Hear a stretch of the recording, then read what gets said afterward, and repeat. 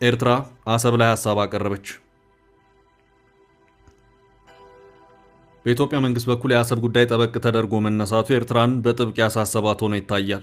ኤርትራ ከዚሁ ጋር በተያያዘም በኢንፎርሜሽን ሚኒስትሯ ድረገጽ በኩል በለቀቀችው ረዘም ያለ አተታ የአሰብን ጉዳይ አንስታ አሉኝ ያለቻቸውን የመከራከሪያ ሀሳቦች ዘርዝራለች።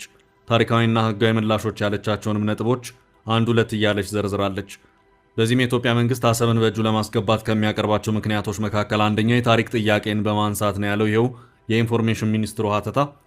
የሀሳብ ሀገራት በድረ ቅኝ ግዛት የያዙትን ግዛት ይዘው እንዲቀጥሉ ከሚያደርገው የአፍሪካ ህብረት ስምምነት ውጭ ነው ብለዋል። የአፍሪካ ሀገራት ከአውሮፓ ሀገራት ነጻ በወጡባቸው ጊዜያት በድንበርና ግዛት ይገባኛል ጭቅጭቅ ሀገራት የግጭትና ጦርነት ትርምስ ውስጥ እንዳይገቡ በሚል ነጻ የሚወጣ ማንኛውም ሀገር ባለበት ይርጋ የሚል ውሳኔን የቀድሞ የአፍሪካ አንድነት ድርጅት የአሁኑ የአፍሪካ ህብረት ውሳኔን አሳልፎ የነበረ መሆኑ የሚታወስ ነው። አንደኛው የኤርትራ መንግስት የመከራከሪያ ሀሳብ ሆኖ የቀረበውም ይኸው ሀሳብ ነው። ኤርትራ ከጣሊያን ቅኝ ግዛት ነጻ ስወጣ አሰብና ምጽዋን ይዤ ነጻው ስለወጣው ወደቦቼን ጨምሮ ያሉኝን ግዛቶች ይዤ መቀጠል አለብኝ የሚል መከራከሪያ ሀሳብ እያቀረበች ትገኛለች። በእርግጥ ኤርትራ ከጣሊያን ቅኝ ግዛት ነጻ የወጣችበት መንገድ እንደ ሌሎች የአፍሪካ ሀገራት ሆኖ አይታይም።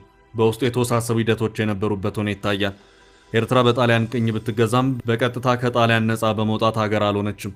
ጣሊያን በወቅቱ የጀርመን ናዚን ተከትሎ ሁለተኛውን የዓለም ጦርነት የተቀላቀለ በመሆኑ ጣሊያንን ከኤርትራ ምድር ያባረረው እንግሊዝ ነው። ከዚያም ለጥቂት ዓመታት እንግሊዝ ኤርትራን በሞግዚትነት በማስተዳደር የኤርትራ ህዝብ በህዝብ ውሳኔ ከኢትዮጵያ ጋር መሆን ፈልጋለሁ ሲል ህዝብ ውሳኔውን በማክበር ኤርትራን ለኢትዮጵያ አስረክቦ ወጥቷል።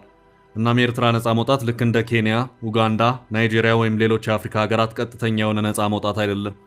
በውስጡ በዚያን ወቅት የታዩ የተወሳሰቡ ሂደቶች ስለነበሩት የኤርትራ ማስታወቂያ ኢንፎርሜሽን ሚኒስትር የመከራከሪያ ሀሳቡ ብዙም ውሃ የሚያነሳው ነው አይታየው።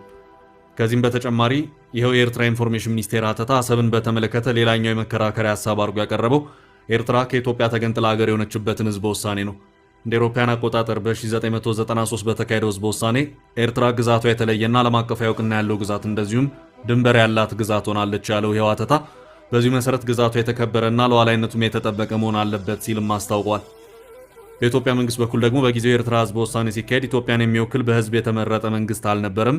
በጊዜው የነበረው የሽግግር መንግስት ነው። እናም በወቅቱ በተካሄደው ህዝበ ውሳኔ ሂደት ላይ ሳይቀር ጥያቄ አለን እያለም ይገኛል። የአሰብ ወደብን በተመለከተ በሁለቱም አቅጣጫ ያሉት ክርክሮች ዛሬም እንደቀጠሉ ነው። ኤርትራ አሰብ ላይ ሀሳብ አቀረበች። በኢትዮጵያ መንግስት በኩል የአሰብ ጉዳይ ጠበቅ ተደርጎ መነሳቱ ኤርትራን በጥብቅ ያሳሰባት ሆኖ ይታያል።